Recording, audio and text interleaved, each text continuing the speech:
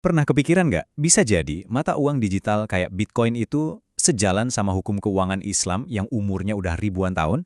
Ini perdebatan yang seru banget ya, gabungin teknologi modern sama prinsip-prinsip kuno. Yuk kita kupas tuntas hari ini. Nah, ini dia nih, pertanyaan yang mungkin bikin kaget ya kan? Mungkinkah mata uang digital justru lebih islami daripada uang yang ada di rekening bank kita?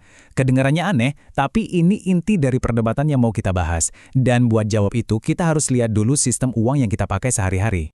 Oke, jadi untuk ngerti kenapa ada yang bilang Bitcoin itu solusi Islami, kita mesti lihat dulu nih, ada cacat tersembunyi apa sih di sistem uang yang kita kenal sekarang? Kuncinya ada di satu konsep ini, riba. Ini bukan aturan sepele loh. Ini tuh prinsip paling dasar dalam keuangan syariah. Intinya, riba atau ngambil untung dari bunga pinjaman itu dilarang keras karena dianggap eksploitatif. Nah, disinilah masalahnya muncul. Jadi gini, hampir semua uang fiat baru kayak rupiah atau dolar itu tercipta dari pinjaman yang ada bunganya. Artinya apa? Artinya, cuma dengan megang dan pakai uang itu aja, kita secara nggak langsung udah ikut dalam sistem yang dibangun di atas riba. Jadi bisa dibilang, riba itu udah kayak tertanam di dalam DNA mata uang modern kita. Kalau sistem yang sekarang punya cacat mendasar kayak gitu, apa mungkin ada teknologi baru yang bisa jadi solusinya? Nah, disinilah Bitcoin mulai masuk ke dalam obrolan. Ada analogi yang keren banget nih buat ngejelasin argumennya. Kebayang nggak? Kalau kita terdampar di pulau dan satu-satunya makanan itu babi, ya udah, boleh dimakan karena darurat. Tapi begitu kita nemu sapi, nah situasinya langsung berubah total. Makan babi jadi nggak boleh lagi, karena sekarang udah ada alternatif yang halal.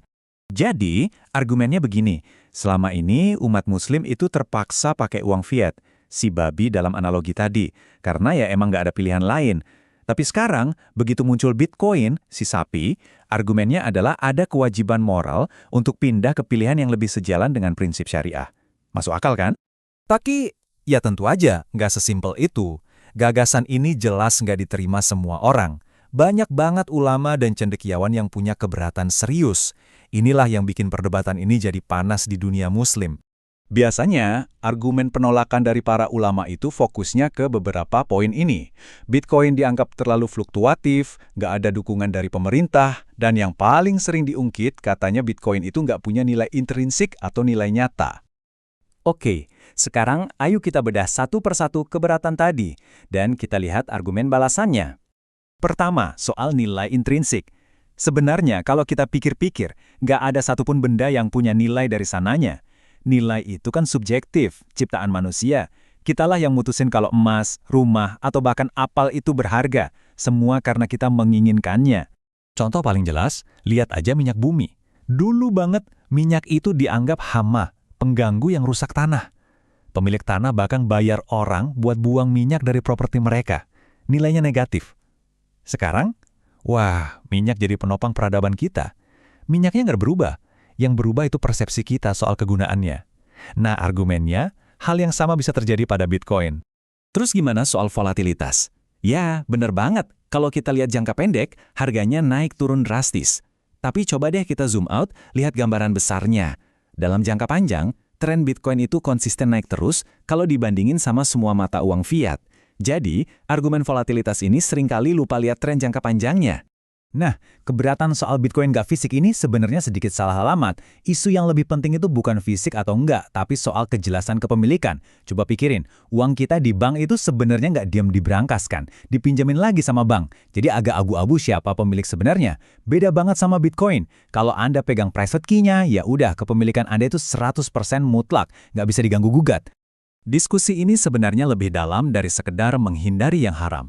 Argumennya justru lebih jauh lagi, yaitu Bitcoin bisa secara aktif mendorong nilai-nilai yang sejalan dengan ajaran Islam. Penolakan di awal-awal itu ternyata ada konsekuensi nyatanya loh. Orang-orang yang 10 tahun lalu ragu buat masuk karena ada fatwa haram, kalau mau beli Bitcoin sekarang, harganya udah 100 kali lipat lebih mahal. Itu kan biaya kesempatan yang luar biasa besar. Dan pola kayak gini tuh bukan hal baru. Kalau kita lihat sejarah, banyak banget teknologi baru yang mengubah dunia. Mulai dari mesin cetak sampai internet, awalnya itu ditolak sama otoritas keagamaan. Tapi ujung-ujungnya diterima juga. Mungkin aja Bitcoin lagi ngikutin pola yang sama. Nah, ini nih konsep yang menurut saya keren banget. Karena sifat Bitcoin itu sebagai alat tabungan, dia secara alami mendorong kita buat mikir jangka panjang. Sifat ini, yang disebut preferensi waktu rendah, itu nyambung banget sama prinsip-prinsip Islam yang ngajarin kita buat merencanakan masa depan, bukan cuma mikirin kepuasan hari ini aja. Pada akhirnya, argumen utamanya adalah Bitcoin itu menawarkan kebebasan finansial yang sejati. Aset Anda nggak bisa tiba-tiba disita pemerintah atau dibekukan bank. Ini juga memungkinkan transaksi tanpa perlu izin siapa-siapa, contohnya kayak ngirim bantuan kemanusiaan ke tempat-tempat yang akses perbankannya diblokir. Jadi kita balik lagi ke pertanyaan yang lebih mendasar. Kalau sistem uang kita yang sekarang ini ternyata eksploitatif dan nggak adil, terus ada alternatif lain yang menawarkan kepemilikan sejati dan mendorong perilaku yang baik, apakah memilih alternatif itu bukan lagi sekedar pilihan finansial, tapi jadi sebuah keharusan moral? Nah, itu pertanyaan yang saya ingin Anda renungkan.